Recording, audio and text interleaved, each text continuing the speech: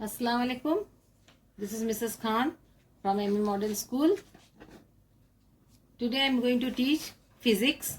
The chapter is heat. Lesson number 4, page number 37. So I request my students of class 7 to open your books and listen to my lectures and go through the book thoroughly. Open to page 37. Ready? Let's start.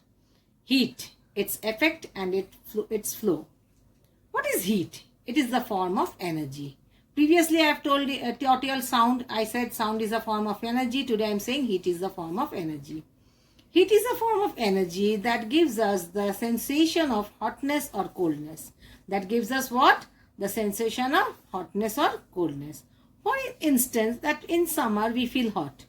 In winter we feel cold. In the early part of the morning the weather is cool. But towards the day it becomes warm. Every object has heat. A cold object possesses a small amount of heat, while a hot object, it has large amount of heat. What is temperature? The hotness or coldness of an object is measured as temperature. Okay, even our body temperature, what is it? And the normal temperature 98.7 degree. So please remember, what is temperature? The hotness or coldness of an object. In other words, it is the degree of hotness or coldness of an object. And how is it measured? It is measured by using a thermometer. I hope you all remember, or I hope you all know that when a person has fever, he or she uses a thermometer to check the temperature of the body. Now, what is the SI unit of temperature? It is Kelvin. And the other commonly used units are Celsius and Fahrenheit. A clinical or a laboratory thermometer is graduated either in degree Celsius or in degree Fahrenheit. The thermometer. What is a thermometer? A thermometer consists of a very fine glass stem with a thin hollow tube inside, which is called the capillary tube. A thermometer, it is made up of glass, शीशा का बना हुआ होता है, and it has a hollow tube inside. It is called the capillary tube. One of its end is sealed and the other end have a bulb. It has a bulb. It is filled with liquid, generally with mercury. Why do we use mercury? The first reason is that it doesn't stick. Mercury is preferred in the thermometer because, number 1, it does not stick to the glass. Number 2, it has a high boiling point of 357 degree and the low melting point of minus 39 degree C. It is easily obtained in pure state. Mercury, it is easily obtained in pure state. Number 4, it is opaque and shiny, and hence, so it can be seen through the glass that is inside the capillary tube. The mercury which is in the capillary tube, it can be seen through the glass. For specific purposes, benzene and alcohol are also used as thermometric liquid. The glass stem is graduated in degrees. It is written in degrees. It has 100 division in case of Celsius scale. Celsius scale में 100 divisions रहता है like this, and 180 division in the Fahrenheit scale.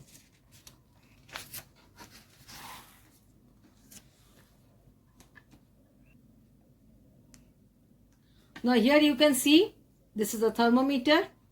This is a laboratory thermometer, okay. This is the capillary tube. This is the glass covering. This is the stem of the mercury. And here we can see from 32 degree Fahrenheit it starts and it goes to 212 degree Fahrenheit. There are 180 divisions, okay. The range of graduation on the glass stem is 0 degree C to 100 degree C or 32 degree F to 212 degree F. The lower fixed point is 0 degree or 32 degree. In centigrade it is 0 degree and in Fahrenheit it is 32 degree. Okay, and the upper fixed point in Fahrenheit is 212 degree and in the centigrade is 100 degree. Now let us see what is combustion. The burning of a substance in presence of oxygen, that is in air, in which heat and light is given out, is called combustion. For example, if we burn a substance like charcoal, coal, what will it give out? It will give out light and heat both. So it is called combustion. It is not necessary that every substance will burn or catch fire in presence of oxygen or air. The substances which are flammable, जो जलता है, those substances which can catch fire easily are called flammable substances. For example, paper, petrol, kerosene, etc. Those substances which do not catch fire easily, they are called non-flammable substances. For example, plastic वो गल जाएगा मगर उसमें आग लगना time लगता है. Rubber, glass, etcetera. Iron means iron, loha, diamond, etc. Next, sources of heat. Where do you get the heat from? The sun is the prime source of heat. Fuels like kerosene, diesel, charcoal, cow dung cakes. Cow dung cakes? What are cow dung cakes? गोईठा जिसको बोलते हैं, जिसको गोबर से बनता है. Yes, the slurry of the animal, the shit of the animal like cow, goat, etc. They produce heat energy. Electricity provides heat energy through geyser, oven, toaster, room heater, electric press. That is what? Electric press? The machine used for pressing clothes.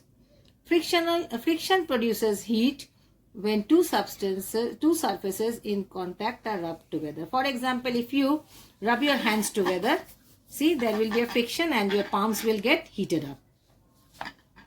They will become warm. Now, change of state of matter. What do you mean by change of state of matter? Matter exists in three states: solid, liquid or gas. The change of state means if we have a solid of ice and we melt it, it becomes liquid. And if we keep it back in the freezer, and it will solidify and it will become freeze and it will become ice again. If we warm up or heat up water, it will change to water droplets or vapor. I mean vapor. So this is on vaporization. Now the methods are melting. The process in which an object in solid state changes into liquid state at a fixed temperature is called melting or fusion. Ice changes to water.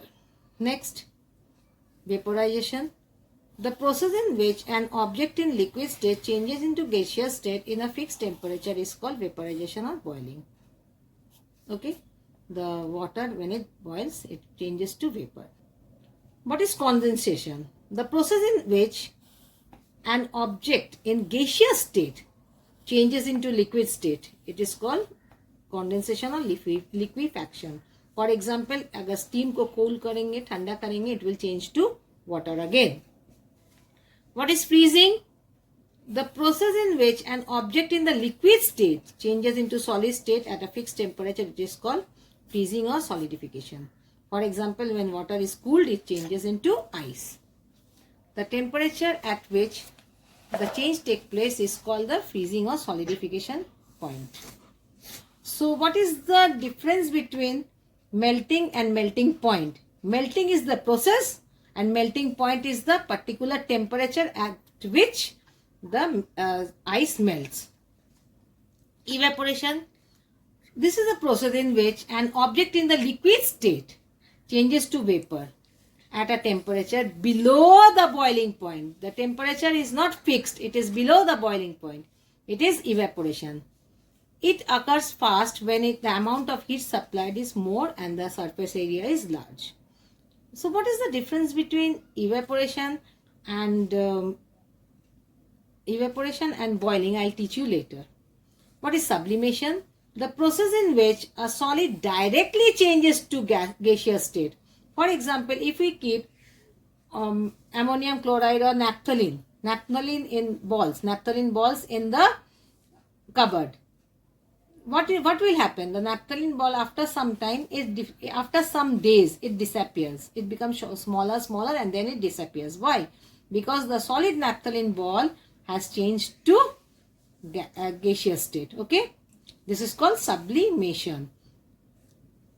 That is all. Thank you.